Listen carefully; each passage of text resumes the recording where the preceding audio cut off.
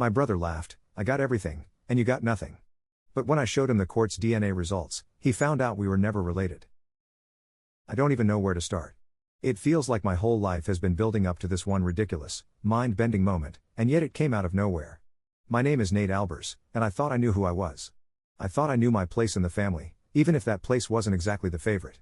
But now, well, that's all changed, and what started as a routine funeral trip home has ended with me holding a DNA test that proves everything I've ever believed about my family is a lie. But I'm getting ahead of myself. It all started a couple of months ago. My mom passed away unexpectedly, a heart attack that left us all reeling. My dad, Roger, called me early that morning, 6:17 a.m. to be exact. You don't forget a call like that. Nate. It's Mom, he said, his voice already broken. Dad? I rubbed my eyes, sitting up in bed. What happened? She had a heart attack last night. She's gone. I felt like the ground had dropped out from under me. My mom and I weren't exactly close, but she was my mom. It's one of those things you just can't prepare for, even if you know, deep down, that no one lives forever. I'll come up right away, I said, the words spilling out on autopilot. Dad just said, thank you, and hung up, leaving me there in the dark, staring at my phone. I live in Chicago, a good 4-hour drive from my family's place in Holland, Michigan. While I packed a bag, my thoughts drifted to my younger brother, Ethan. Ethan and I. Well, let's just say we've never been best buddies. He's the golden child, the one who never left home, the one who helped out with the family business. A true mom's favorite. Even on his worst days, Ethan could do no wrong in her eyes. As I drove up, I stewed in memories, half angry, half nostalgic. Memories of every time Ethan got the benefit of the doubt, every time he got praised while I got a Nate, why can't you be more like your brother? And all that other nonsense. But I shoved those thoughts down. It was my mom's funeral, after all. It was supposed to be about her, not about old resentments. When I arrived, I was greeted with a too warm smile from Ethan. He had that smugness in his eyes, like he knew he was in charge now. Dad looked worn out, sitting on the couch with a glazed expression, his eyes fixed on a photo of my mom on the wall. Hey, Dad, I said, putting a hand on his shoulder. He looked up, his eyes blank, then filled with sadness. Nate. Glad you're here, son. I nodded, keeping my voice low. How are you holding up? Could be better, he murmured. It doesn't feel real yet, you know? Ethan stepped in, draping an arm over Dad's shoulders. We're just going to keep things simple, he said, casting a look my way. Mom wanted the funeral to be low-key. Just family, a few close friends. No big production. Right, I said, biting my tongue. Ethan always managed to act like he knew best, like he spoke for everyone, even when nobody asked him to. The funeral was the next day, a quiet affair at the local church. I kept mostly to myself, only talking to a few of my mom's friends and some extended family I hadn't seen in years. Ethan took it upon himself to play host, greeting everyone with an overly solemn expression, acting as if he just lost the queen herself. I don't know, maybe I'm being unfair, but it just felt like he was using it as an opportunity to look good. Afterward, we all gathered at Dad's house. Ethan kept himself glued to Dad's side, practically leading him around by the arm like some overbearing caretaker. Nate, he said as I entered the kitchen to get some water. Could you grab the trash bags and clean up in here? We don't want Dad to deal with any of this. Sure, I muttered, and set about tidying up, biting my tongue again. Later that night, I found myself sitting with Dad in his study. He was slumped in his armchair, staring at a photo of Mom he kept on his desk. I took a seat across from him, trying to find the right words. It's hard, I said quietly. I can't believe she's really gone. He nodded, his face lined with sadness. She was the glue that held us together. Always keeping the peace. I laughed softly, though it sounded bitter. Yeah, when it suited her. He shot me a look, like he wanted to argue, but then just nodded. She did her best, Nate. She really did. I wanted to ask him why Ethan always seemed to be her golden child. Why he got everything while I was pushed off to the side. But I didn't. Instead, I asked, so, what's going to happen with everything? The house, the business? Dad shifted uncomfortably, and just as he opened his mouth to answer, Ethan walked in, hands in his pockets, looking smug as ever. Well, Dad and I already talked about it, Ethan said, plopping down on the couch. We're going to keep the house and the family, obviously. I looked at Dad. Oh, so that's already decided? Ethan shrugged. You live in Chicago, Nate. It's not like you'd want to uproot your life to take care of the place. Besides, I've been the one handling all the business stuff for years. I clenched my fists, but I kept my voice steady. So, what? I don't get a say in any of this. Ethan smirked. What's there to say? I got everything here. You got your own thing out in the city. You've never been around for the family business or the house. This is just how it makes sense. Dad gave me a pained look, but he didn't say anything. He just sat there, letting Ethan call the shots like usual. I couldn't hold it in anymore. That's rich, Ethan. Just because you stayed here doesn't mean you should get everything. Ethan shrugged again, with that same smug little smile. Well, looks like I did. Some people win, some people lose, Nate. The words cut deeper than I'd expected. I stormed out of the room, unable to even look at him. But as I left, I noticed something strange. Dad was watching me, and in his eyes, I could see a flicker of something I hadn't seen before, guilt. That night, I lay in bed at my childhood home, staring at the ceiling, feeling that familiar sense of isolation that always came over me when I came back. Memories of being pushed aside, of feeling like the outsider, like I was somehow less than Ethan, all came rushing back. And then I remembered all the times people had mentioned that Ethan and I didn't look alike. Ethan had Mom's golden blonde hair, blue eyes, broad build. I, on the other hand, was shorter, with dark hair and green eyes. I'd always shrugged it off as nothing. But now I couldn't shake the feeling that something wasn't right. The next morning, I decided to go back to Chicago. But before I left, I pulled Dad aside. "Hey, Dad," I said, trying to keep my tone casual. "Can I ask you something?" He looked at me warily. "Sure, son. What's on your mind?" I just need to know. Am I different somehow? I mean, I don't look like anyone in the family, and... I trailed off, watching his face closely. He looked down, avoiding my gaze. "Nate, this isn't the time." "No, it is the time," I said, my voice rising. "Just tell me the truth." He sighed, rubbing his forehead. "Nate, it's complicated." That word. Complicated. It was like he was dodging me, like he didn't want to admit whatever it was. I left without another word, my mind racing. When I got back to Chicago, I couldn't let it go. I needed to know. So, I took a DNA test. I don't even know what I expected, but deep down, I had this gnawing feeling that I had to see it through. 3 weeks later, the results came back, and the truth was staring me in the face. Ethan wasn't my brother. At least, not biologically. The DNA test confirmed we had no shared markers. None. The anger, the shock. I could barely breathe. I spent that entire night pacing my apartment, going over every memory I had, every slight, every moment I'd felt out of place. I felt like my whole life had been some kind of joke. The next day, I called Dad. "We need to talk," I said, my voice trembling. He didn't argue. I could tell from his silence that he knew what was coming. Back in Michigan, I confronted him in his study, the DNA results clutched in my hand. "So, is this it?" I asked, my voice shaking. "I'm not even related to you?" He looked down, his face ashen. "We adopted you, Nate. I wanted to tell you, but your mother thought it would be better. Simpler. If you never knew." "Better for who?" I nearly shouted. "Better for you too, or better for me?" "We didn't want you to feel different, Nate," he said, his voice breaking. "We loved you. You were always our son. But you let me feel different," I said bitterly. "You let Ethan treat me like dirt. You let me think there was something wrong with me, something that kept me from being enough for this family." He didn't have an answer. He just looked away, his eyes filling with tears. At that moment, Ethan walked in, looking between us with a frown. "What's going on?" I laughed, a harsh, hollow sound.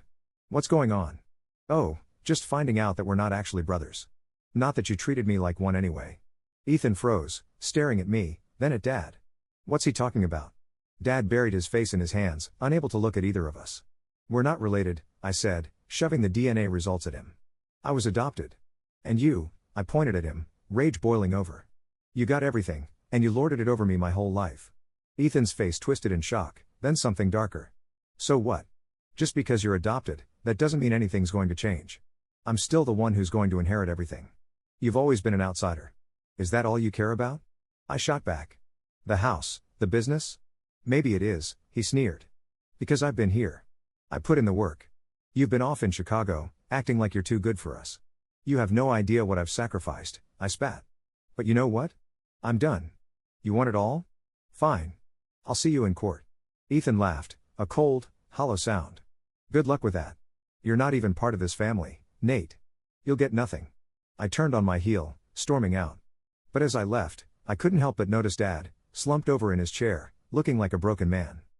It took months of legal battles, months of painful meetings, angry phone calls, and hurtful words exchanged with a family I'd thought was my own.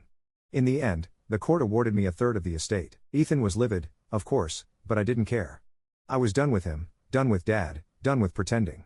Now, half a year later, I've started looking into my biological family, piecing together a past that was hidden from me all these years. I don't know what I'll find, or if I even want to find them. But one thing I know is this: for the first time in my life, I feel free.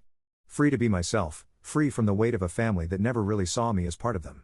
Ethan may have gotten the house, but I got my freedom. And that, to me, is priceless. Months after the court case ended, I found myself restless. Winning a third of the estate was a victory, sure, but it didn't really feel like justice. Not yet. I couldn't shake the feeling that Ethan and Dad had simply moved on without much consequence. Ethan was living it up in the family house, probably smugly basking in his win, while Dad continued to pretend he hadn't betrayed me, making excuses to friends and family about why we weren't speaking. That gnawed at me, knowing they both still saw themselves as the winners, still thinking they'd successfully cast me out. But I hadn't been idle. In the months following the court case, I'd done my homework. After countless late nights scrolling through records and contacts, I finally tracked down my biological family. They weren't far, just a few hours north in Traverse City. I'd been nervous about meeting them, hesitant to open that door. But my need for answers, for some kind of real connection, outweighed the fear.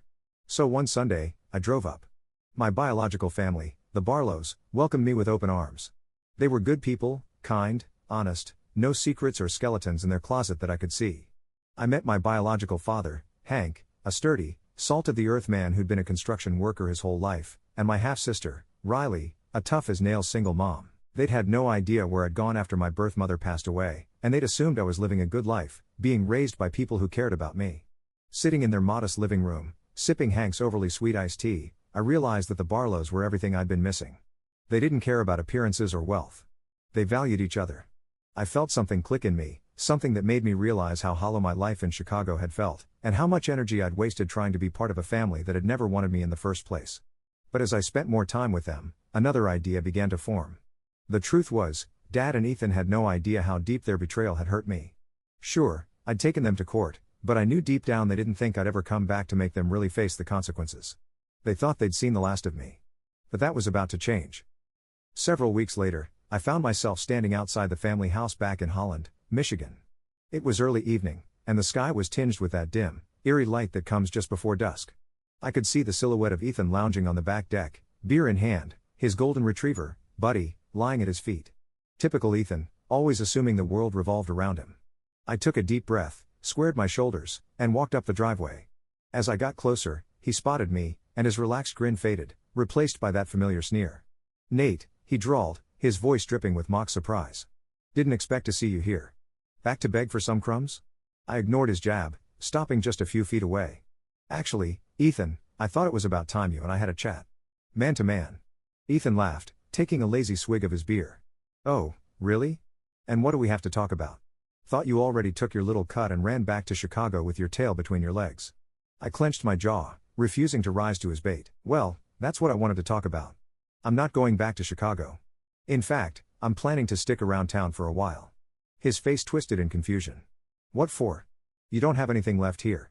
The house is mine, the business is mine, Dad's still mine, what else could you possibly want?" I took a slow breath, enjoying the moment. "Actually, it's funny you say that, Ethan, because I just met some people who would beg to differ." His brow furrowed, the cockiness draining just a little. "What are you talking about?" "I met my biological family," I said, letting each word sink in. "Turns out, they're really great people. People who actually care about each other. And they weren't too thrilled when they heard about everything you and Dad pulled." Ethan smirked, though I could see his hands tighten around his beer bottle. "Oh, spare me the sob story, Nate. So you found some deadbeats who are willing to pretend you're their long-lost son. Good for you. You can call them whatever you want, Ethan. But here's what matters, they have connections. Connections that are more than willing to help me make things right. See, I may have only won a third of the estate, but I still have a stake in the family business." He went stiff, his eyes narrowing. "You don't know anything about business, Nate. You've been gone for years." "True," I said, nodding. "But my half-sister Riley? She knows people in the industry, people who are more than willing to give me a little crash course in business management. And Dad? He might not realize it yet, but he's going to have to answer for a lot of things, legally speaking. People don't take kindly to secrets like the ones he's kept. You see, Ethan, I'm not walking away quietly this time." For the first time, Ethan looked genuinely unnerved. He tried to mask it with another sneer, but his voice cracked just a bit. "You can't do anything to me. You've got no leverage here, Nate." "Oh, don't I?" I said, my voice quiet but filled with purpose.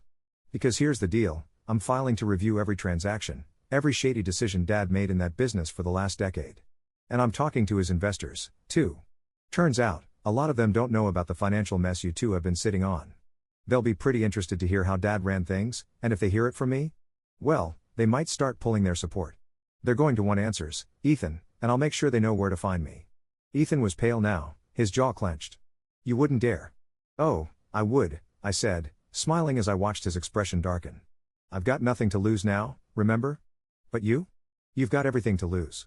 And I'm going to make sure you feel every single consequence of what you did to me. He opened his mouth, but for once, words failed him. He just stared at me, seething. Oh, and one more thing, I added, leaning in. My sister Riley? She just happens to be a real estate agent.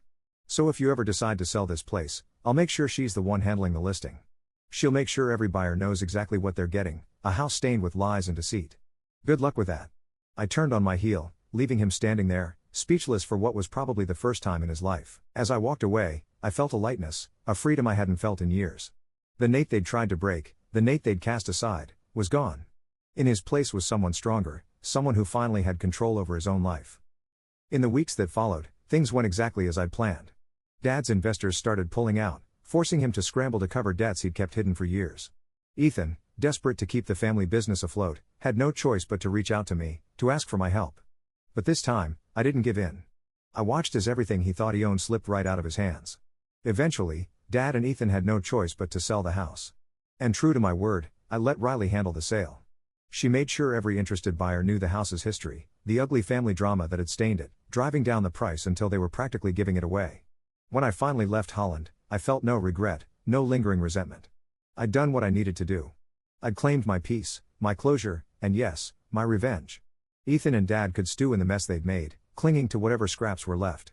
I didn't need them anymore. I had my real family now. A family that chose me, accepted me. I had a new home with people who actually loved me for who I was, not who they wanted me to be. And as I drove back to Traverse City, ready to start this new chapter, I felt the weight of the past lift completely. For the first time, I felt whole. And that, I realized, was the sweetest victory of all.